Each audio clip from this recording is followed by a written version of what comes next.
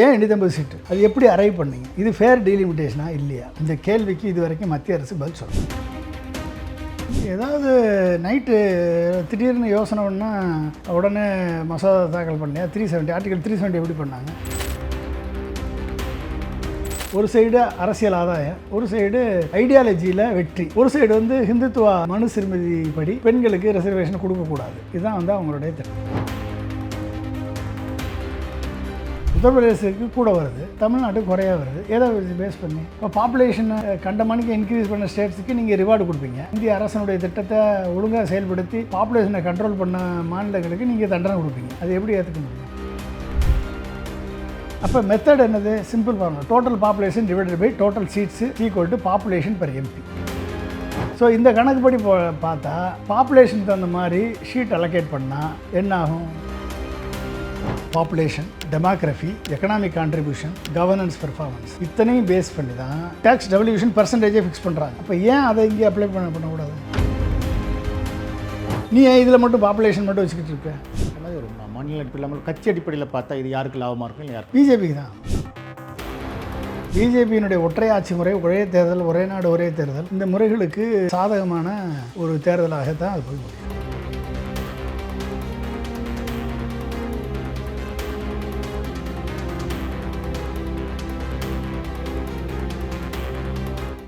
ஆச்சி மசாலா, எந்த சமையலும் ருசி தேடும் ரகசியம். 20 ரூபாய்.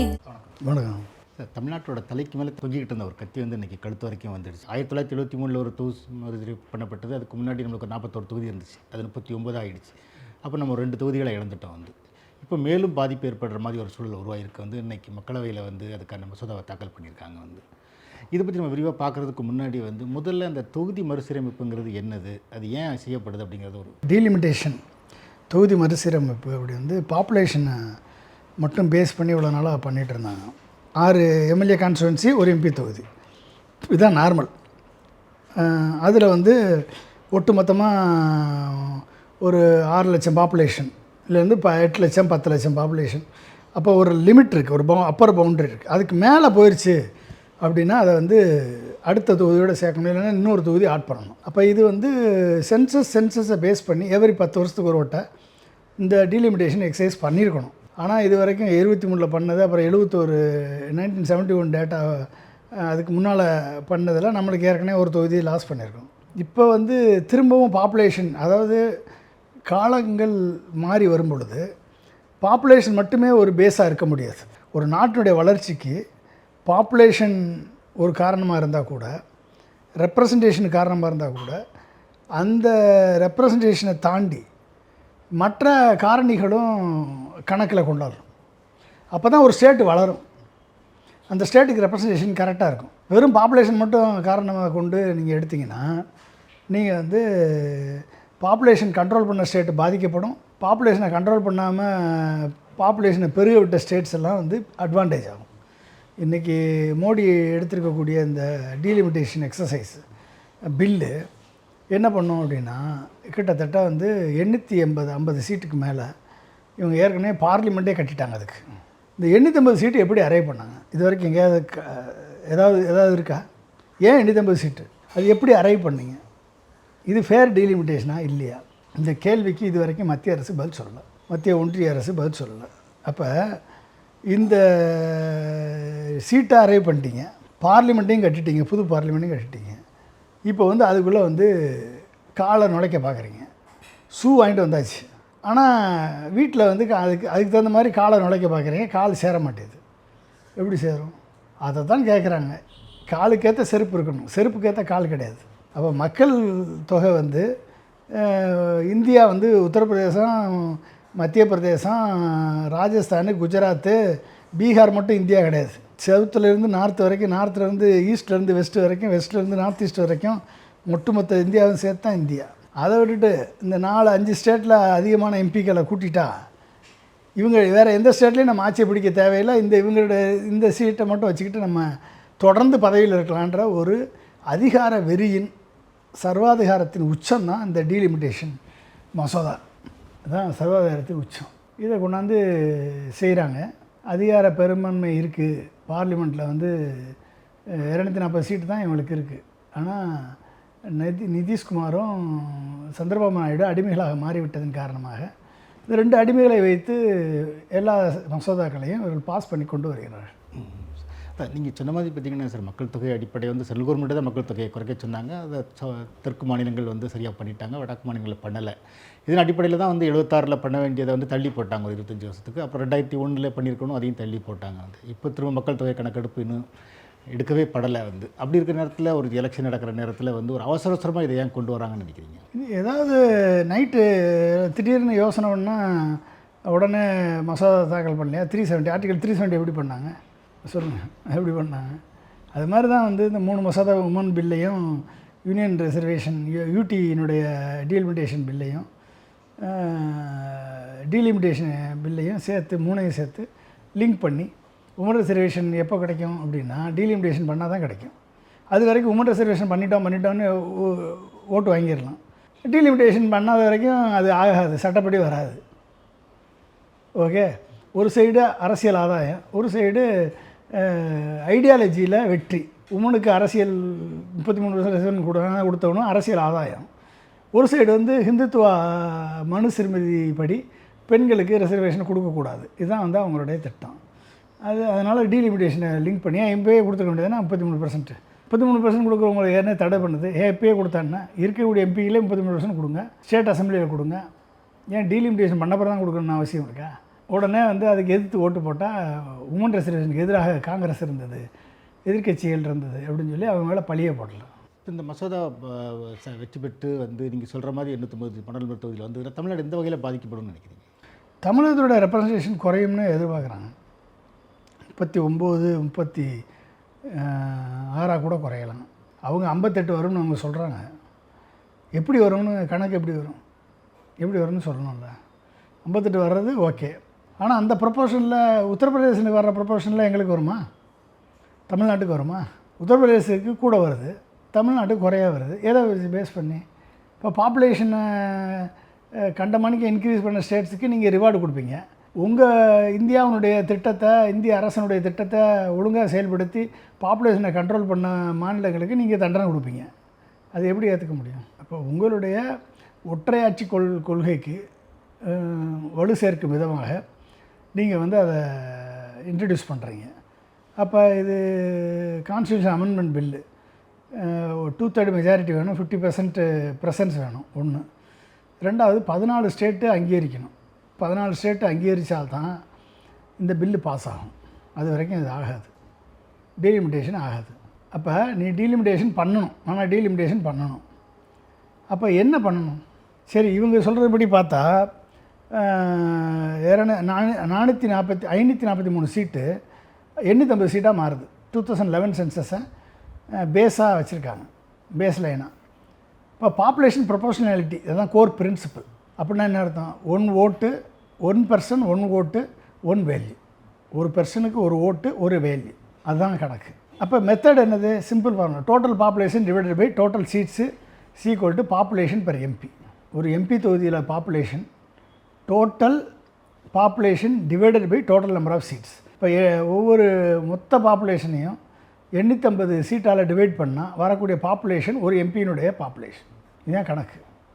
ஸோ இந்த கணக்குப்படி பார்த்தா பாப்புலேஷனுக்கு தகுந்த மாதிரி ஷீட் அலோகேட் பண்ணால் என்ன ஆகும் அப்படின்னு பார்த்தீங்கன்னா, உத்தரப்பிரதேசம் 80 சீட்லேருந்து 135 140 சீட் ஆயிரும். அப்போ 55லேருந்து 60 சீட்டு கூட. வேறஸ் தமிழ்நாடு 39லேருந்து 52 சீட்டு தான் ஆகும். 42 to 52 சீட்டு. அப்போ 10லேருந்து 12 சீட்டு தான் கூட. அப்போ உத்தரப்பிரதேசம் எவ்வளோ சீட்டு கூட? 55லேருந்து 60 சீட்டு கூட. தமிழ்நாடு 10லேருந்து 12 சீட்டு தான் கூட. அப்போ எப்படி ஃபேர் ரெப்ரசன்டேஷன், ஃபேர் டீலிமிட்டேஷன் ஆகும்? இப்போ பாப்புலேஷன் மட்டும் வச்சு பண்ணால் இந்த டிஃபரன்ஷியல் இஷ்யூ வருது. பீகார் 30 சீட்டு கூட, 40லேருந்து 75 ஆகுது, 30 ப்ளஸ் சீட்டு கூட. வெஸ்ட் பெங்கால் 42லேருந்து 65, 20 சீட்டு கூட. மத்திய பிரதேசம் 29, 49லேருந்து 50 சீட்டு, 15லேருந்து 20 சீட்டு கூட. ராஜஸ்தான் 25லேருந்து 45, 15லேருந்து 20 சீட்டு கூட. தமிழ்நாடு 39லேருந்து 52, 48 to 52, 10லேருந்து 12 சீட்டு கூட. அப்போ எங்கே யாருக்கு அதிகமாக கிடைக்குது? உத்தரப்பிரதேசம், பீகார், மகாராஷ்டிரா, வெஸ்ட் பெங்கால், மத்திய பிரதேஷ், இவங்களுக்கெல்லாம் வந்து ராஜஸ்தான், இவங்களுக்கெல்லாம் வந்து 20 சீட்டுக்கு மேலே கூட, நம்மளுக்கு வெறும் 10 சீட்டு கூட. அப்போ 50% அவங்களுக்கு அதிகமான ரெப்ரசன்டேஷன் கிடைக்குது. பிகாஸ் ஒன்லி பாப்புலேஷன் வெயிட்டேஜ் மட்டும் வச்சு பண்ணலாம். அப்போ இதில் என்ன ஃபேர் ரெப்ரசன்டேஷன் இருக்குது? அப்போ நரேந்திர மோடி தமிழ்நாட்டில் ஓட்டு கேட்டால் வர தேவையில்லை. உத்தரப்பிரதேசம், பீகார், மகாராஷ்டிரா, வெஸ்ட் பெங்கால், மத்திய பிரதேசம், ராஜஸ்தானில் ஜெயிச்சா மட்டும் போதும், தொடர்ந்து ஆட்சியில் இருக்கலாம். தமிழ்நாடு நீ என்ன தான் கற்றினாலும் உனக்கு ரெப்ரசன்டேஷனே கிடையாது. சதர்ன் ஸ்டேட்ஸு, கேரளா, தமிழ்நாடு, கர்நாடகா, தெலுங்கு, ஆந்திரா, உங்களுக்கு சீட் இன்க்ரீஸே கிடையாது. இது என்ன ஃபேராக இருக்குது? அது எப்படி ஏற்றுக்கிறது? அதனால தான் முதல்வர் வந்து இன்றைக்கி கருப்பு கொடி காட்டியிருக்காரு. இந்த டீலிமிட்டேஷன் மசோதா பில்லை வந்து எரிச்சிருக்காரு, தன் எதிர்ப்பை பதிவு பண்ணியிருக்காரு. இந்த எதிர்ப்பை வந்து என்றைக்கு டீலிமிட்டேஷனை இப்போ இன்ட்ரடியூஸ் பண்ண போகிறாங்கன்னு வந்த உடனேயே எதிர்க்கட்சி ஆளக்கூடிய மாநிலங்கள் முதல்வரை கூப்பிட்டு ஒரு பெரிய மாநாடு போட்டு இதனுடைய தீவிரத்தன்மையை வலியுறுத்தி இதை வந்து தீர்மானமாக நிறைவேற்றி அனுப்பியிருக்காரு. அப்போ டீலிமிட்டேஷனை வந்து எதிர்ப்பதில் ரொம்ப தீவிரமாக இருப்பது அன்னையிலேருந்து இன்றைக்கி வரைக்கும் ஒரே ஆள் தமிழக முதல்வர் திரு மு.க. ஸ்டாலின் தான் இருக்கார். அப்போ பார்த்திங்கன்னா நீங்கள் சொன்ன மாதிரி வந்து மக்கள் தொகை அடிப்படையில் தான் வந்து உங்களுக்கு மத்திய அரசோட வருவாயும் பகிர்ந்து அளிக்கப்படுது. அதனால் வந்து தெற்கு மாநிலங்கள் பாதிக்கப்படுதுன்னு ஏற்கனவே சந்திரபாபு நாயுடு கூட வந்து அதிக குழந்தை பெற்றுக்குங்க அப்படின்னு சொன்னார். அப்படி சொன்ன ஒருத்தர் இன்றைக்கி வந்து இதுக்கு ஆதரவாக நிற்கிறார். அதை எப்படி பார்க்குறீங்க? இதில் நல்ல ஒரு பாயிண்ட் இருக்குது. 15th ஃபினான்ஸ் கமிஷனுடைய டேட்டா பார்த்திங்கன்னா ரெக்கமெண்டேஷன் ஒரு பாப்புலேஷன் அடிப்படையாக மட்டும் கொண்டதல்ல. Population, demography, economic contribution, governance performance இத்தனையும் பேஸ் பண்ணி தான் 15th ஃபினான்ஸ் கமிஷன் டேக்ஸ் டெவல்யூஷனே கொடுக்குது. டேக்ஸ் டெவல்யூஷன் பர்சன்டேஜே ஃபிக்ஸ் பண்ணுறாங்க. அப்போ ஏன் அதை இங்கே அப்ளை பண்ணக்கூடாது? நீ ஏன் இதில் மட்டும் பாப்புலேஷன் மட்டும் வச்சுக்கிட்டு இருக்க? அதே டேக்ஸ் டெவல்யூஷன் கொடுக்குறீங்களா, அதே ஃபார்முலாவை இங்கே அப்ளை பண்ணால் எவரிபடி கேட்ட ஃபேர் லிமிட்டேஷன். அப்போ என்ன ஆகும்? ஒவ்வொரு மாநிலமும் பாப்புலேஷனை கண்ட்ரோல் பண்ணணும், கவர்னன்ஸை இன்க்ரீஸ் பண்ணணும், law and order situation increase பண்ணணும். ஒவ்வொரு துறையிலையும், கல்வியிலையும், மருத்துவத்துலேயும், அட்மினிஸ்ட்ரேஷன்லேயும், ஒவ்வொரு துறையிலையும் அவங்க முன்னுக்கு வரணும். அதுக்கு ஒரு பெர்சன்டேஜ் வேல்யூ கொடுங்க. எக்கனாமிக் கான்ட்ரிபியூஷன், ஜிடிபி கான்ட்ரிபியூஷன், அதுக்கு ஒரு வேல்யூ கொடுங்க. அடுத்து பாப்புலேஷனுக்கு ஒரு வேல்யூ கொடுங்க. அப்போ இதுக்கு 4க்கு நீங்கள் வேல்யூ கொடுத்தீங்கன்னா இந்த டிஸ்ப்ரொபோர்ஷனேட் அலோகேஷன் வராதில்ல. அப்போ இப்போ என்ன அப்படின்னா, நார்த்தன் ஸ்டேட்ஸ் வந்து ஓவர் ரெப்ரசன்டேஷன், சதர்ன் ஸ்டேட்ஸுக்கு வந்து வாய்ஸே இல்லாமல் போயிடும், நார்த் ஈஸ்டர்ன் ஸ்டேட்ஸுக்கு மொத்தமாக வாய்ஸ் இல்லாமல் போகும். அப்போ என்ன பண்ணணும்? பாப்புலேஷனுக்கு ஒரு 35% வெயிட்டேஜ் கொடுங்க, கவர்னன்ஸுக்கு ஒரு 25% வெயிட்டேஜ் கொடுங்க, ஜியாகிரபிக்கு ஒரு 15% வெயிட்டேஜ், அப்புறம் ஜிடிபி கான்ட்ரிபியூஷனுக்கு ஒரு 25% வெயிட்டேஜ். இதில் கொஞ்சம் கூட குறையா பர்சன்டேஜை ஃபிக்ஸ் பண்ணிக்கோங்க. கொடுத்தீங்கன்னா ஒவ்வொரு ஸ்டேட்டுக்கும் அதனுடைய வளர்ச்சிக்கு ஏற்ற, பாப்புலேஷன் கண்ட்ரோலுக்கு ஏற்ற வகையில் ஃபேர் ரெப்ரசன்டேஷன் கிடைக்கும். இதை அடிப்படையாக வச்சு ஒரு கேப் ஃபிக்ஸ் பண்ணுங்கள். 1971 சென்சஸ் படி எத்தனை சீட் அலோகேட் ஆகிருக்கோ அதை விட 2 டைம்ஸ் யாருக்கு வரக்கூடாது, 1.5 டைம்ஸ்க்கு மேலே போகக்கூடாது. ஒரு கேப்பை ஃபிக்ஸ் பண்ணணும். அப்புறம் என்னது, லோ பாப்புலேஷன் ஸ்டேட்ஸுக்கு அட்லீஸ்ட் ஒரு எம்பி சீட்டு ஒரு 1 மில்லியன் பீப்புளுக்கு ஒரு எம்பி சீட்டாவது இருக்கணும். 10 லட்சம் பேருக்கு ஒரு எம்பி சீட்டாவது இருக்கணும். ஃபிக்ஸ் பண்ணுங்கள். அடுத்து ரெகுலர் டீலிமிட்டேஷன், எவரி 10 வருஷம் ரெகுலர் டீலிமிட்டேஷன் சென்சஸோட டைப் பண்ணி எடுப்போன்றதை ஃபிக்ஸ் பண்ணுங்கள். இந்த 3ஐயும் ஃபிக்ஸ் பண்ணிங்கன்னா, இந்த ஃபார்முலாவை அடாப்ட் பண்ணிங்கன்னா நம்மளுக்கு வந்து ஒரு ஃபேர் டீலிமிட்டேஷன் கிடைக்கும். இப்போ அதில் வந்து என்ன ஆகும்? உத்தரப்பிரதேசத்துக்கு 140க்கு பதிலாக 120 ஆகும். அப்போ 60 சீட்டுக்கு பதிலாக 40 சீட்டு, 40 சீட்டு ஃபேர் டீலிமிட்டேஷன் கிடையாதா? மகாராஷ்டிரா 30 சீட்டுக்கு பதிலாக 24 சீட்டு கிடைக்குது. வெஸ்ட் பெங்கால் அது 30 சீட்டுக்கு பதிலாக 21 சீட்டு. பீகார் 30 சீட்டுக்கு பதிலாக 20 சீட்டு. தமிழ்நாடு 20 சீட்டு, 10 பதிலாக 20 சீட்டு. ஓகே, அப்போ என்ன ஆகுது அப்படின்னா எல்லாத்துக்கும் ஃபேர் டீலிமிட்டேஷன் கிடைக்குது. அப்போ நம்மளுக்கு 39 எம்பிக்கு பதிலாக 59 எம்பி, அவங்க 80 எம்பிக்கு பதிலாக 120 எம்பி. ஓகே, ஈவன்தோ அவங்களுக்கு ஹையர் தான் இருந்தாலும் ஒரு ஃபேர் டீலிமிட்டேஷன் கிடைக்கும். அப்போ எல்லாருக்கும் ஒரு ரெப்ரசன்டேஷன் கிடைக்கும். இது வந்து எல்லா மாநிலங்களால் ஏற்றுக்கொள்ளப்படும். ஸோ இப்படிப்பட்ட ஒரு டீலிமிட்டேஷன் வேணும். இந்த 4 பேராமீட்டரை வலியுறுத்தி 4 பேராமீட்டரில் எவ்வளோ பர்சன்டேஜ் ஃபிக்ஸ் பண்ணுறதுல பாராளுமன்றத்தில் விவாதிங்க. நீங்கள் விவாதித்து கொண்டு வாங்க. இல்லை இன்னொரு பேராமீட்டர் சேர்க்கணுனாலும் சேருங்க. சேர்த்து 15th ஃபினான்ஸ் கமிஷனில் என்ன பேராமீட்டர்ஸ் வச்சிங்களோ அதே மாதிரி டீலிமிட்டேஷனுக்கு பேராமீட்டர் வைங்கன்னு சொல்லி வலியுறுத்துவதில் நம்ம தமிழ்நாட்டு எம்பிக்கள் இந்த குரலை ஓங்கி உயர்த்தணும் அப்படின்றத முதல்வர் மூலமாக நான் வேண்டுகோளாக வைக்கிறேன். வெறும் டீலிமிட்டேஷன் நம்மளுக்கு வந்து வேணான்னு சொல்கிறது இந்த கண்டிஷனில் நம்ம வேணான்னு தான் சொல்ல முடியும், அதை ஏற்றுக்கொள்ள முடியாது. ஆனால் இதை மாற்ற முடியாது. மோடி எப்படியும் பண்ண தான் போகிறாரு. பாராளுமன்றத்தில் வாதம் வைங்க, எல்லா கருத்துக்களையும் வச்சு பார்ப்போம், என்ன நடக்குதுன்னு பார்க்கலாம். அது மாதிரி இது இப்போ நீங்கள் பார்த்தீங்கன்னா இது அடுத்த 10 வருஷத்துக்கு இது மாதிரி பண்ண போகிறாங்க அப்படிங்கிறப்ப உங்களுக்கு நார்த் ஸ்டேட்டில் பாப்புலேஷன் கூடிக்கிட்டே இருக்குது வந்து சவுத். அதுக்கு தான் சொல்கிறேன் பாப்புலேஷனுக்கு பெர்சன்டேஜை குறைங்க, பெர்சன்டேஜ் கொடுங்க அதுக்கு. ஆனால் பெர்சன்டேஜ் குறைங்க, மற்ற பேராமீட்டர்ஸுக்கு ஏற்றுங்க. கவர்னன்ஸுக்கு ஒரு வெயிட்டேஜ் கொடுங்க, பாப்புலேஷனுக்கு ஒரு வெயிட்டேஜ் கொடுங்க, எக்கனாமிக் கான்ட்ரிபியூஷனுக்கு ஒரு வெயிட்டேஜ் கொடுங்க, டெமோகிராஃபிக்கு ஒரு வெயிட்டேஜ் கொடுங்க அப்படின்றத சொல்கிறேன். Population still 35%. நான் சொன்னேன் இல்லையா உங்களுக்கு, ஸ்டில் 35%. அப்போ என்ன ஆகும், 100% நீ வெயிட்டேஜ் கொடுக்க போகிறா, 35% வெயிட்டேஜ் கொடு, மற்ற பேராமீட்டருக்கு கொடு வெயிட்டேஜ் கொடு, அதுக்கு தகுந்த மாதிரி சீட் அலோகேட் பண்ணு. அப்போ இந்த 4 கண்டிஷன் மினிமம் கண்டிஷன். இதை மேக்ஸிமம் கூட்டுறதோ இல்லை அது இன்னும் 2-3 பேராமீட்டர் இன்ட்ரடியூஸ் பண்ணுறதோ இது பாராளுமன்ற எம்பிக்கள் டிசைட் பண்ணணும். பாராளுமன்றத்தில் விவாதம் எடுத்து ஒரு சீட்டு ஸ்டாண்டிங் ஜாயின்ட் பார்லிமெண்ட்ரி கமிட்டி போடுங்க. ஜாயின்ட் பார்லிமெண்ட்ரி கமிட்டியினுடைய அறிக்கை வரட்டும். அந்த அறிக்கை வந்த பிறகு அந்த அறிக்கையை டேபிளில் வைங்க.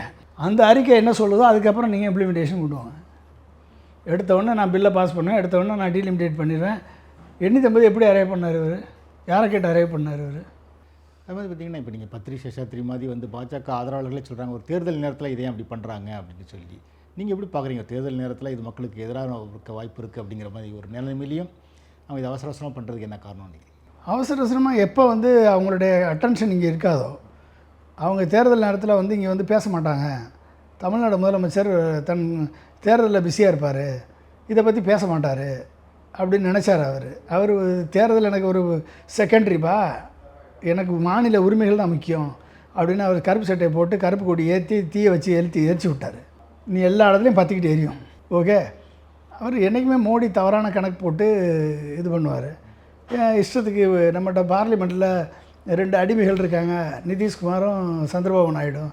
இந்த 2 அடிமைகளை வச்சு நம்ம என்ன வேணாலும் பண்ணலாம்னு நினச்சி பண்ணுறாரு அவர். நம்ம ஊரில் அதுக்கு தாளம் போடுறதுக்கு நம்ம ஊரில் சில அடிமைகள் இருக்குது. ஏடிஎம்கேன்னு ஒரு பேரில் ஒரு அடிமை, அப்படி வரிசையாக 4-5 அடிமைகள் இருக்குது. அப்போ அவங்கள வச்சு என்ன பண்ண முடியும்? அதுமாதிரி பார்த்திங்கன்னா நீங்கள் மாநிலங்கள் பிரிக்கப்பட்டது வந்து மக்கள் தொகை அடிப்படையில் இல்லை, மொழி அடிப்படையில் தான் மாநிலங்கள் பிரிக்கப்பட்டிருக்கு. இந்த நேரத்தில் நீங்கள் மக்கள் தொகை அடிப்படையில் தொகுதி வச்சிங்கன்னா அப்போது மொழிக்கான பிரதித்துவம் குறையுது வந்து. இது வந்து உங்களுக்கு ஒரு இந்தியாவோட கூட்டாட்சி தத்துவத்துக்கே எதிரானது. ஆனால் இப்போ ஆராசா என்ன சொல்கிறார் அப்படின்னா, இப்போ நீங்கள் இப்படி மாநிலங்களுக்கு பிரதிநிதித்துவம் குறையும் போது இது வந்து ஒரு இந்தியாவே சிதறுண்டு போகிறதுக்கு வழிவகுக்கும். ஆமாம், இந்தியா கண்டிப்பாக வேற என்ன இப்படி கொண்டு போனால் யார் ஏற்றுக்குவா? இந்தியாவுடைய ஒருமைப்பாட்டை குலைக்கிற வேலையை நரேந்திர மோடி பண்ணுறாரு. அவ்வளோதான். நம்ம அதுக்கு மேலே என்னத்தை சொல்கிறது? சொன்னால் நம்மளை வயிறான்னு சொல்லுவாங்க. என்னது சொல்கிறோம்? மசோதா நிறைவேற்றிடுவாங்க அப்படின்னு நினைக்கிறீங்களா, இல்லை தோற்று போக வாய்ப்பு இருக்கா? இல்லை, தோற்று போகிறதுக்கு வாய்ப்பு இல்லை. இங்கே நிறைவேற்றுவாங்க, கான்ஸ்டியூஷன் பில்லை கொண்டு வருவாங்க. ஆனால் எல்லா மாநிலங்களும் அப்ரூவ் பண்ணுமான்னு தெரியாது. எல்லா மாநிலங்களும் அப்ரூவ் பண்ணணும்ல, 14 ஸ்டேட் அப்ரூவ் பண்ணணும். 2/3 மெஜாரிட்டி வேணும், 50% ப்ரெசன்ஸு. அந்த 50% ப்ரெசன்ஸை இவங்க என்ஜினியர் பண்ணுவாங்க, மேனேஜ் பண்ணுவாங்க. அதனால தான் 4 எலெக்ஷன் நடக்கிறப்ப அந்த எம்பிக்கெல்லாம் வரமாட்டாங்கன்னு நினச்சி பண்ணவர் அவர். அதான் எம்பி அந்த எல்லா கால்குலேஷனும் அவங்க போட்டு எலெக்ஷன் நடக்கிறப்ப கேரளாவிலேருந்து வராது, தமிழ்நாட்டிலேருந்து வரமாட்டாங்க, வெஸ்ட் பெங்கால்லேருந்து வரமாட்டாங்க, இது மாதிரி வரமாட்டாங்க அப்படின்றதுக்காக அதை வச்சு பயன்படுத்திடலாம் அப்படின்றத பிளான் பண்ணியிருக்காரு அவர். அப்போ 50% இருந்தாலே போதும், நிறைவேற்றிடலாம், விவாதமே இல்லாமல் நிறைவேற்றிடலாம். நிறைவேற்றின பிறகு அப்புறம் கான்ஸ்டியூஷன் அமெண்ட்மெண்ட் தானே, அதை வந்து எல்லா ஸ்டேட்டுக்கு விடலாம். நம்மகிட்ட 17 ஸ்டேட் நம்ம கண்ட்ரோலில் இருக்குது, 14 ஸ்டேட் அப்ரூவ் பண்ணாலே போதும், இது பில்லு பாஸ் ஆகிடும் அப்படின்ற ஒரு நம்பிக்கை தான் அதை பண்ண தூண்டுது. இது நிறைவேறிச்சுன்னா தமிழ்நாடு எந்தெந்த வகையில் பாதிக்கப்படும் நினைக்கிறீங்க? எந்த வகையில் எம்பிக்கள் ரெப்ரசன்டேஷன் குறைஞ்சிடும். தமிழ்நாடுக்கு என்றைக்குமே தமிழ்நாட்டினுடைய குரல் அங்கே ஒழிப்பதற்கு வாய்ப்பே எல்லாம் போயிடும். கட்சி அடிப்படையில் பார்த்தா இது யாருக்கு லாபமாக இருக்கும், இல்லை யாருக்கு? பிஜேபி தான் லாபம். பிஜேபியினுடைய ஒற்றை ஆட்சி முறை, ஒரே தேர்தல், ஒரே நாடு ஒரே தேர்தல், இந்த முறைகளுக்கு சாதகமான ஒரு தேர்தலாகத்தான் அது போய் முடியும். இறுதியாக வேறு ஏதாவது சொல்ல, இந்தியாவை வந்து வளர்ச்சி பாதையில் கொண்டு போகணும்னு நினச்சா இந்தியாவை அமெரிக்கா ட்ரம்ப்கிட்ட அடகு வச்சுக்கிட்டு இந்தியாவை பின்னோக்கி இழுத்து செல்வதில் நரேந்திர மோடி ரொம்ப மும்முரமாக இருக்கார். ரோட் ஷோ போகிறாரு, முன்னால் தான் போகிறாரு, பின்னுக்கள் போகிறதில்ல. ரோட் ஷோவில் மட்டும் ஃப்ரண்ட்டில் போகிறவர் ஒட்டுமொத்த இந்தியாவும் பேக்கில் தள்ளிகிட்டு இருக்கார். அது நம்ம என்ன பண்ணுறது? அதுக்கு ஆலோலம் ஷோ என்று சொல்வதற்கு பச்சை கிளிகள் அதிகமாக இருக்கும் பொழுது நம்ம அதை என்ன பண்ண முடியும்?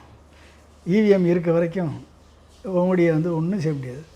இவிஎம் ஹேச்சிங், EVM, election commission of India எல்லாமே அவருக்கு அருமையாக இருக்க வரைக்கும், சுப்ரீம் கோர்ட்டு இதை பற்றி வாய்மூடி மௌனியாக இருக்க வரைக்கும் மோடி தான் பிரதமர், தொடர்ந்த பிரதமர். கடைசி இந்தியாவை கண்டிப்பாக பாகிஸ்தானுக்கு இன்றைக்கி பாகிஸ்தானுக்கு கிடைச்ச இன்டர்நேஷ்னல் ரெகக்னிஷன் இந்தியாவுக்கு கிடையாது. ஓகே, பெட்ரோல் வாங்கணுன்னா கூட இப்போ நீங்கள் ட்ரம்ப் உத்தரவு போட்டால் தான் பெட்ரோல் வாங்க முடியும். அந்த நிலைமைக்கு இந்தியாவை கொண்டு சென்று விட்டார். நீ அடுத்து சீரழிய போகிறோம். எலெக்ஷன் முடிஞ்ச உடனே பெட்ரோல் டீசல் விலை ஏறப்போகுது, கேஸ் கிடைக்காம போக போகுது, தெருவில் தெரிய போகிறோம். ஓகே, தெருவில் தெரிஞ்சாலும் எங்களை வந்து பாரம்பரிய முறை சமையலுக்கு மாற்றிய மோடி அவர்கள் வாழ்க அப்படின்னு நம்ம சொல்லக்கூடிய அதிமேதாவிகள் இங்கே தமிழ்நாட்டில் எக்கச்சக்கமாக இருக்காங்க. கூத்தடிக்க வேண்டியதான் சேர்ந்து எல்லாரும். தமிழ்நாடு தேர்தலில் இந்த மசோதா எதிரொலிக்கும்னு நினைக்கிறீங்களா? தேர்தலில் எதிரொலிக்கும்னா அந்தளவுக்கு புரிஞ்சுக்கிட்டு மக்கள் ஓட்டு போடுற மாதிரி இருந்தால் எதிரொலிக்கும். புரியக்கூடிய மக்கள் கம்மியாக இருக்காங்க. விட்டில் பூச்சிகளாக நடிகரின் பின்னால் செல்லக்கூடிய கூட்டம், இளைஞர்கள் கூட்டம், என்ன தான் நீங்கள் பண்ணாலும் நடிகர் தான் நம்புகிறாங்கல்ல. அவன் நடிகர் வந்து டாக்டராக நடிச்சிருக்காரு, நடிகர் வந்து வக்கீலாக நடிச்சிருக்காரு. அவங்க கேஸையும், அவங்க வீட்டு விவகாரத்து கேஸையும், அவங்க வீட்டு சொத்து தகராறு கேஸையும் அந்த நடிகர்கிட்ட கொண்டு கொடுத்து உயர் நீதிமன்றத்தில் வாதாட சொல்லி கொடுப்பாங்களா கேஸை?